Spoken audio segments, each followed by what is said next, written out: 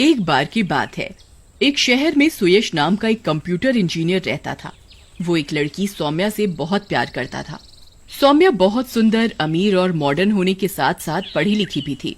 लेकिन सौम्या के पापा दीनानाथ को सुयश पसंद नहीं था। वो हमेशा सौम्या को सुयश से मिलने से रोकता था। सौम्या, मैंने तुम्हें कई बार समझाया है कि इस लो क्लास सुयश से मत मिला करो। मुझे ये लड़का बिल्कुल पसंद नहीं है और हमारे स्टैंडर्ड का भी नहीं है। तुम उससे मत मिला करो। पिताजी, वो एक अच्छा और नेक लड़का है और पिताजी प्यार स्टैंडर्ड या क्लास नहीं देखता।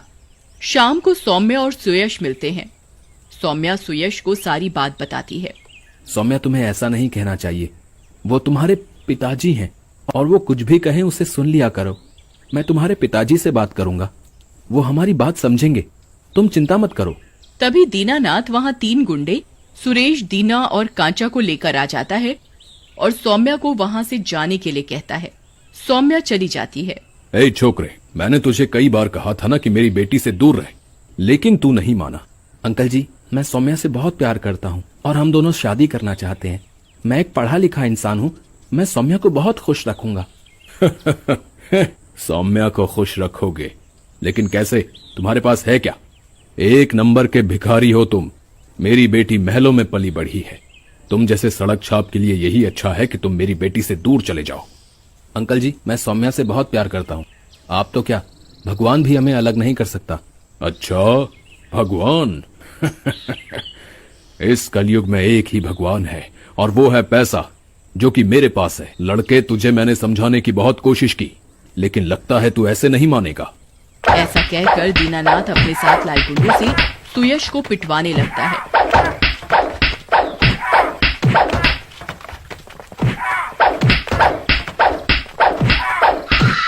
थोड़ी देर में ही सुयश पिटते पिटते बेहोश हो जाता है। ये गरीब थोड़ी सी भी मार नहीं झेल सकते। थोड़ी सी पिटाई में बेहोश हो गया। बड़ी बड़ी प्यार की बातें करता था। तभी एक गुंडा सुयश के पास जाता है।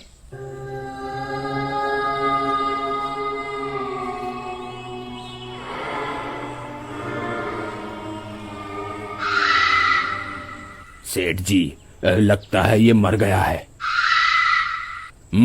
अरे काहे के गुंडे हो तुम सब? जरा सी बात में डर गए। चलो जाओ यहां से, मैं सब संभाल लूंगा। अच्छा हुआ मर गया। पीछा ही नहीं छोड़ रहा था मेरी बेटी का। इसका चेहरा बिगाड़ दो ताकि इसकी लाश भी पहचान न पाए कोई। इसके बाद दीनानाथ और वो तीनों गुंडे सुयश की लाश को वहीं छोड़कर चले जाते हैं।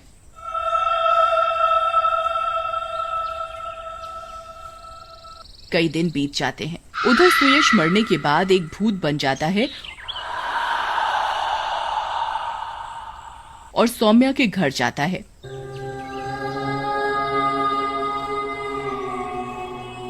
वो खिड़की से झांकता है। सौम्या अंदर बैठी रो रही होती है। सुयश, तुम कहाँ चले गए मुझे छोड़कर? कहाँ हो तुम? कई दिन हो गए। अगर तुम मुझसे सच्चा प्यार करते हो तो प्लीज आ जाओ, एक बार प्लीज आ जाओ। लगता है सौम्या को मेरे मरने का पता नहीं है। दीनानाथ ने भी इसे गलत बात बताई है। तभी भूत सौम्या के सामने आ जाता है और सौम्या को सारी बात बताता है। क्या तुम्हें मार दिया? नहीं नहीं, ये नहीं हो सकता। मेरे पिता ने मेरे प्यार की जान ले ली अपनी झूठी शान के लिए। इन्होंने तो एक ऑनर किलिंग की है। इन्हें इनके किए की सजा जरूर मिलनी चाहिए। हाँ सौम्या, मैं इन सब में से किसी को भी जिंदा नहीं छोड़ूंगा। इन लोगों ने न सिर्फ हम दोनों को अलग किया, बल्कि जो लोग ऑनर किलिंग को सपोर्ट करते हैं उनको भी शय दिए। मैं इन सब की जान ले लूंगा। नहीं सुयश, नहीं। मैं नहीं चाहती कि तुम भी उन्हीं की तरह बन जाओ। और हमने एक दूसरे से प्यार किया है। हम अपने प्यार को बदनाम नहीं होने देंगे। हम इनको पुलिस में पकड़वा देंगे और कड़ी सजा दिलवाएंगे, ताकि इन्हें और इन जैसे कईयों को अपराध करने से भी डर लगे। नहीं सौम्या, मैं इन्हें नहीं छोड़ूंगा। इन्होंने गलत किया है। ये कहकर वह चला जाता है। उधर दीनानाथ का एक गुंडा कांचा रात को अकेले घर जा रहा होता है। रास्ते में उसे सुयश का भूत दिखता है। अरे, लगता है आज ज्यादा ही हो गई। मुझे ये क्यों दिख रहा है? इसे तो कुछ दिन पहले ही मारा था, फिर से जिंदा हो गया लगता है। इसे फिर ऐसा कहकर वो सुयश के भूत की तरफ बढ़ता है, लेकिन नशे में होने के कारण गिर जाता है। क्या हुआ, मारोगे नहीं मुझे? आओ मारो, नहीं तो मैं तुम्हें मार दूंगा। मुझे मारेगा तू? तेरे तो मैं हाथ पैर तोड़ दूंगा। ऐसा कहते हुए वो उठकर सुयश के भूत की तरफ बढ़ता है, लेकिन सुयश का भूत उसे वहीं उठाकर मार देता है।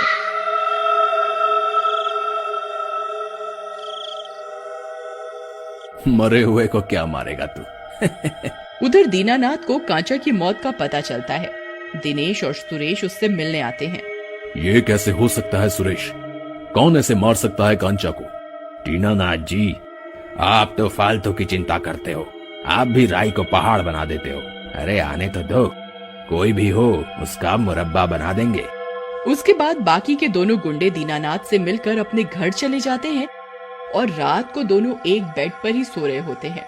तभी सुयश का भूत अदृश्य रूप में दिनेश नाम के गुंडे के पीछे जोर से लात मारता है और दिनेश बेड से दूर जाकर गिरता है। अबे किसकी मौत आई? अबे जिसने अपुन को मारा कौन है? उसकी जोर जोर से चिल्लाने की आवाज सुनकर सुरेश भी उठ जाता है। अरे दिनेश भाई, क्या हुआ? क्यों गला फाड़ करके चिल्ला रहे हो? क्या हुआ? अबे एक तो सोते समय मुझे लात मारता है, ऊपर से हंसता है। आज तेरे दांत तोड़ दूंगा। ऐसा कहकर दिनेश सुरेश को पीटने लगता है। फिर भूत सुरेश के शरीर में घुस जाता है।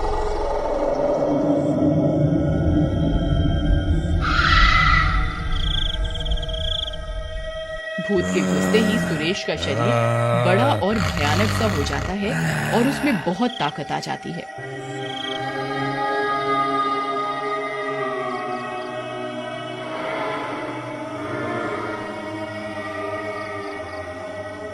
मुझे मारता है? तेरी इतनी हिम्मत? तुझे भाई क्या बोल दिया? तू तो सर पर ही बैठ गया। तुझे नहीं छोड़ूंगा। ऐसा कहकर सुरेश दिनेश के शरीर के टुकड़े टुकड़े कर देता है। तभी सुयश का भूत सुरेश के शरीर से बाहर आ जाता है।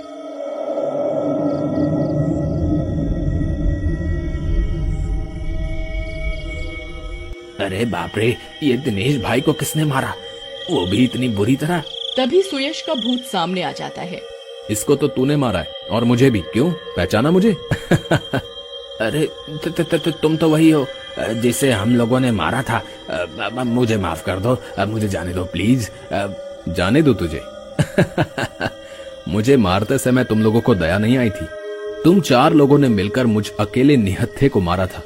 अब तुझे तो मैं जिंदा नहीं छोड़ूंगा। ऐसा कहकर भूत उस गुंडे को घर की खिड़की से नीचे फेंक देता है। नीचे गिरते ही सुरेश की भी मौत हो जाती है।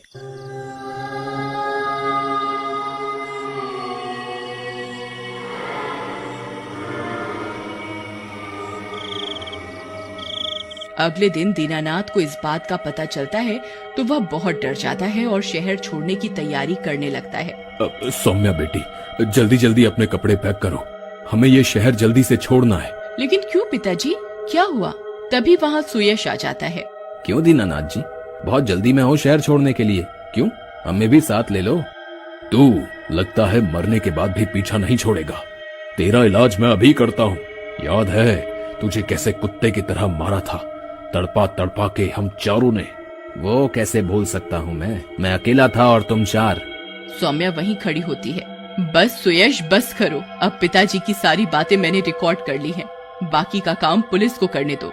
ये सुनते ही दीनानाथ को गुस्सा आ जाता है और वो सौम्या को जोर से एक थप्पड़ मारता है। तेरे लिए मैंने क्या नहीं किया, और तू इसके लिए मुझे ही पुलिस में पकड़वाना चाहती है? जा तू भी मर। फिर दीनानाथ पास में पड़ी लकड़ी से सौम्या के सिर पर जोर से मारता है। सौम्या वहीं बेहोश होकर गिर जाती है। मेरी इज्जत के लिए मैं कुछ भी करूंगा। तूने ये क्या किया? अपनी झूठी शान के लिए अपनी बेटी को ही मार डाला।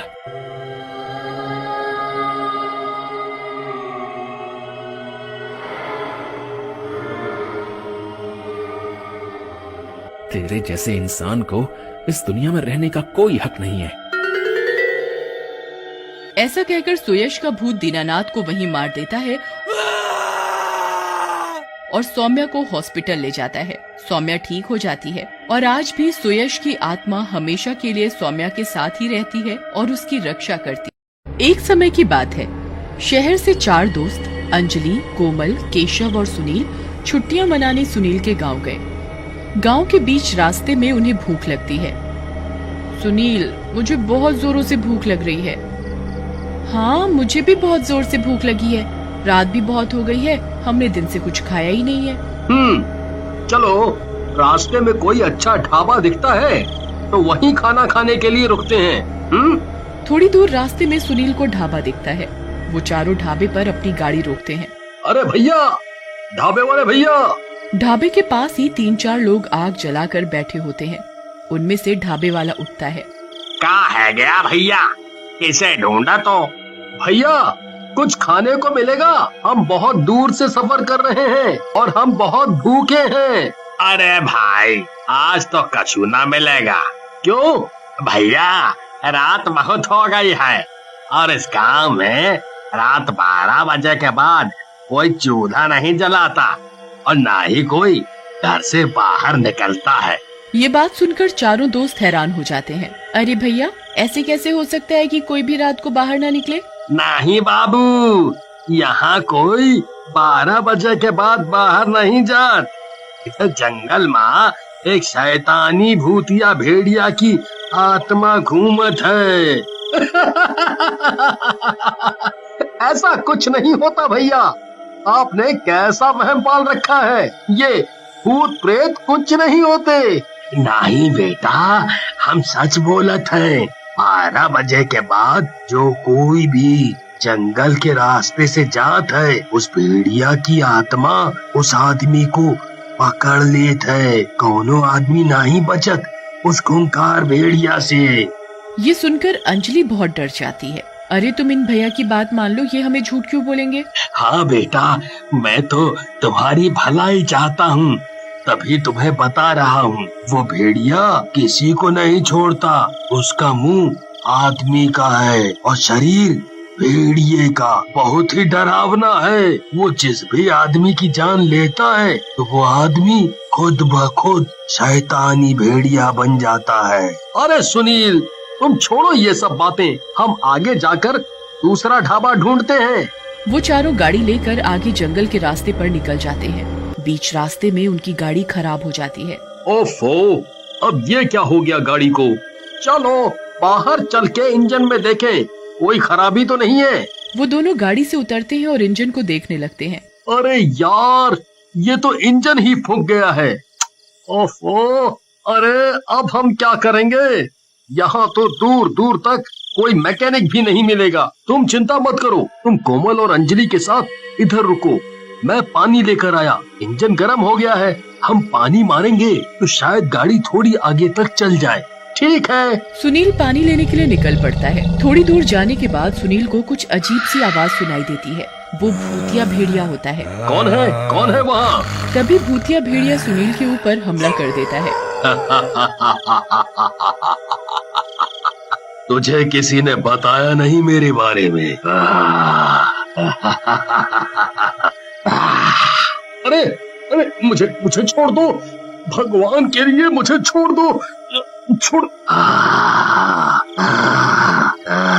आज तो तेरी मौत है, तुझे कोई नहीं रोक सकता मरने से।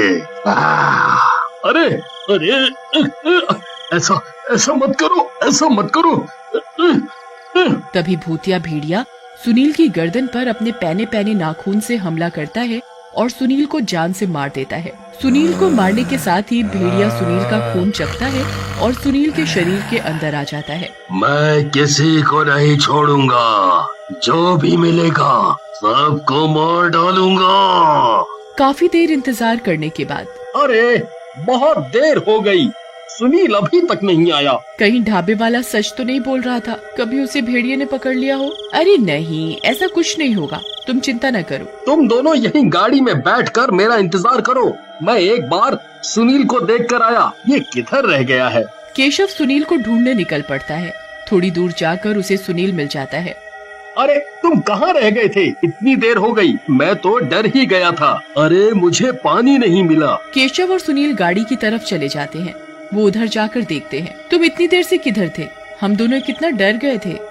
अरे सुनील को कहीं पानी नहीं मिला, सुनील तुम एक बार बैठो, मैं गाड़ी चलाकर देखता हूँ, क्या पता अब गाड़ी चल जाए। केशव गाड़ी में चाबी लगाता है और गाड़ी स्टार्ट करने की कोशिश करता है। तभी गाड़ी खुद ब खुद चल पड़ती है। अरे वाह, गाड़ी ठीक हो गई। अब इस जंगल से हमें जल्दी बाहर निकल जाना है। सुनील के अंदर भूतिया भेड़िया मन ही मन में बहुत खुश होता है। इतने सारे लोगों का खून पीने में तो बहुत मजा आएगा। देखते ही देखते वो चारों अपने ठिकाने पर पहुंच जाते। अगली सुबह केशव और उसके सारे दोस्त नाश्ता करने के लिए एक साथ बैठते हैं। अरे सुनील, तुम इतने शांत शांत क्यों बैठे हो? मैं कब से देख रहा हूँ, तुम जब से इधर आए हो किसी से कोई बातचीत ही नहीं कर रहे। सुनील उसकी बात का कोई जवाब नहीं देता। इतने में केशव की माँ पूनम उनके लिए खाना लेकर आती हैं। चलो बच्चों, तुम सब गर्मा गर्म नाश्ता कर लो। नाश्ते में पराठे, दही, अचार, ब्रेड सब होता है। सुनील ये नाश्ता देखकर बहुत गुस्सा हो जाता है और जोर जोर से चिल्लाने लगता है। ये कैसा नाश्ता है? ऐसा खाना कौन खाता है? क्या हुआ बेटा, तुम्हें कुछ अलग खाना था तो बता देते। मैंने तो बल्कि तुम्हारे पसंदीदा पराठे बनाए हैं। छी, ये पराठे भी कोई खाने की चीज है क्या? पूनम ये सुनकर हैरान हो जाती है। सुनील तो हमेशा घर आकर मेरे हाथ के ही पराठे खाता था, फिर आज ये ऐसे क्यों बोल रहा है? फिर तुम्हें क्या खाना है बेटा, मुझे बताओ, मैं तुम्हारे लिए जल्दी से बना लाऊंगी। मीट, मीट, सिर्फ मीट खाना है मुझे। ये सुनकर वहाँ बैठे सब हैरान हो जाते हैं। अरे सुनील, तुम कब से मीट खाने लग गए? तुम्हें तो मीट कभी पसंद ही नहीं था। तुम तो मीट को देखकर घिन करते थे। मीट के साथ मुझे खून की चाय चाहिए और मैं सिर्फ वही खाऊंगा। तभी अंजलि की नजर सुनील की गर्दन पर पड़ती है। अरे सुनील, ये तुम्हारी गर्दन पर क्या है? तुम्हें ये चोट कैसे लगी? सुनील, अरे कुछ नहीं, जंगल में जब पानी लेने गया था तो झाड़ियों में गिर गया था। सुनील खुद ब खुद मीट की बात भूलकर चुपचाप पराठे खाने लगता है। देखते ही देखते सुनील पराठे खाता ही जाता है। अरे बेटा, तुम तो बहुत भूखे हो। सुनील 25-30 पराठे खा जाता है। अरे अंजलि, अभी तो सुनील को पराठे खाने ही नहीं थे, अब एकदम से इसे क्या हो गया? ये तो खा ही जा रहा है। सुनील नाश्ता करके अपने कमरे में जाने लगता है। अरे सुनील, हम तो यहाँ घूमने आए हैं, तुम हमें अपना गांव नहीं दिखाओगे? लेकिन सुनील केशव की बात का कोई जवाब नहीं देता और चुपचाप अपने कमरे में चला जाता है। मुझे एक बात समझ में नहीं आ रही, ये सुनील जब से जंगल के रास्ते से वापस आया है, ये बहुत अजीब बर्ताव कर रहा है। सही कहा तुमने, सुनील ऐसा तो कभी नहीं था। देखते ही देखते शाम हो जाती है और सोने चले जाते हैं। आधी रात में सुनील के अंदर का भूतिया भेड़िया अपने नए शिकार के लिए निकलता है। यहाँ तो बहुत सारे लोग हैं, मुझे जो भी कोई मिलेगा सबको मार डालूंगा, किसी को नहीं छोड़ूंगा। मैंने बहुत दिनों से खून नहीं पिया। तभी अंजलि को बहुत जोर की प्यास लगती है और वो पानी लेने रसोई की तरफ जाती है। अंजलि को देख भूतिया भेड़िया बहुत खुश होता है और उसे मारने के लिए उसका पीछा करता है। अंजलि रसोई में पानी पी रही होती है। इतने में ही भूतिया भेड़िया अंजलि की गर्दन पर सीधा वार करता है और उसका खून पीने लगता है। देखते ही देखते अंजलि किचन में अपना दम तोड़ देती है। ये सारा वाकया कोमल चुपके से देख लेती है और वो बहुत डर जाती है। कोमल चुपचाप कमरे में भाग जाती है और दरवाजा बंद करके सुबह होने का इंतजार करती है। अगले दिन पूनम सुबह उठकर अंजलि को रसोई में मरा हुआ देखती है। पूनम जोर जोर से चिल्लाती है, अरे ये क्या हुआ? ये रसोई में कैसे मरी पड़ी है? पूनम की आवाज सुन केशव, सुनील और कोमल रसोई में भाग कर आते हैं। अरे ये कैसे मर गई? इसको किसने मार डाला? कोमल उस समय कुछ नहीं बोलती और सुनील से डर रही होती है। अरे घर में कोई चोर तो नहीं घुसा था? कहीं वो इसे मार गया हो? थोड़ी ही देर बाद कोमल केशव को डर डर के बताती है, भूतिया भेड़िया। क्या हुआ कोमल तुम्हें? मुझे सच सच बताओ। अरे केशव, सुनील भूतिया भेड़िया बन चुका है। भेड़िया की आत्मा का वास है सुनील के अंदर और उसी ने अंजलि को जान से मारा है। मैंने ये सब रात को खुद अपनी आंखों से देखा है। कोमल रोने लग जाती है। अब हम में से कोई नहीं बचेगा, हमें ये भूतिया भेड़िया जान से मार डालेगा। कोमल और केशव सारी बात सुनील की माँ पूनम को बताते हैं। पूनम ये सब सुनकर बहुत डर जाती है और वो सब गांव के पंडित के पास जाते हैं। अरे पंडित जी, अनर्थ हो गया, अनर्थ। क्या हुआ बच्चे? मेरे बेटे को जंगल वाले भूतिया भेड़िए ने मार दिया है और अब वो सबको जान से मार रहा है। एक ही उपाय है मेरे पास। क्या? पंडित मंदिर में शेरावाली माता की मूर्ति का त्रिशूल पूनम को थमा देता है। आज रात जब भी वह भूत या भेड़िया किसी का शिकार करने निकले तो उसके पेट में बिना सोचे ये त्रिशूल मार देना, वो वहीं का वहीं मर जाएगा। ठीक है पंडित जी। पूनम और सब बच्चे घर की तरफ निकल पड़ते हैं। रात होने के साथ ही सुनील के अंदर का भूतिया भेड़िया फिर किसी को मारने की तलाश में निकल पड़ता है। आज फिर किसी का खून पीऊंगा, इतना स्वाद लगता है खून। ये बात सुनील की माँ केशव और कोमल छिपकर सुन लेते हैं। अरे केशव, तुम इसके आगे जाओ। इसे तुम दिखोगे तो ये भूतिया भेड़िया तुम्हारी जान लेने आएगा। मैं तभी इसके पेट के अंदर ये माता रानी का त्रिशूल घुसा दूंगी। हाँ, आंटी बिल्कुल ठीक कह रही हैं। केशव पूनम का कहा मानता है और भूतिया भेड़िए के आगे जाकर खड़ा हो जाता है। तो फिर आज तेरी मौत है। आज तेरा खून पीऊंगा। भूतिया भेड़िया केशव की तरफ उसे मारने ही जा रहा हो, इतने में पूनम भूतिया भेड़िया के पीछे त्रिशूल लेकर भागती है और उसके पेट में घुसा देती है।